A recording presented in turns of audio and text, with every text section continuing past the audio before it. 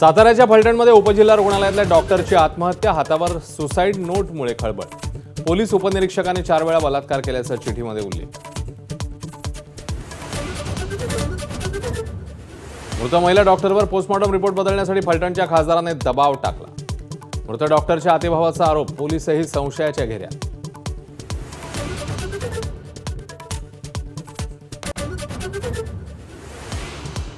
मुंबईच्या काळा चौकी भागात माथेफिरू प्रियकरामुळे थरकाप। ब्रेकअप नंतर प्रेयसीला भेटायला बोलवून भर रस्त्यामध्ये चाकूने वार करत हत्या। तरुणाने स्वतःचं आयुष्यही संपवलं।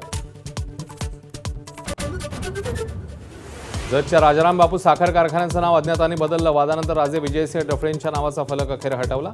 जयंत पाटील यांनी कारखाना घशात घातल्याचा पडळकरांचा आरोप।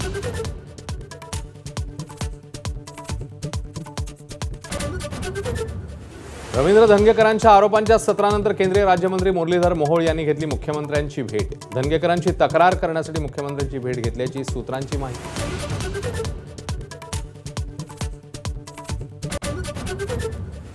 आगामी काळात संघाला आंबेडकरवादीच हरवू शकतात। संभाजीनगरातील मोर्चात सुजात आंबेडकरांचा हल्लाबोल। परवानगी नाकारल्यानंतरही मोठ्या संख्येने आंबेडकरवादी रस्त्यावर। तेलंगणाच्या कर्नुलूमध्ये चालती बस आगीच्या भक्ष्यस्थानी, 20 जणांचा होरपळून मृत्यू। दुचाकीच्या धडकेमुळे बस पेटल्याची माहिती। अब की बार मोदी सरकार लिहिणाऱ्या पियुष पांडे यांचं निधन। हमारा बजाज आणि ठंडा मतलब कोका कोला या टॅगलाईनचेही होते जनक।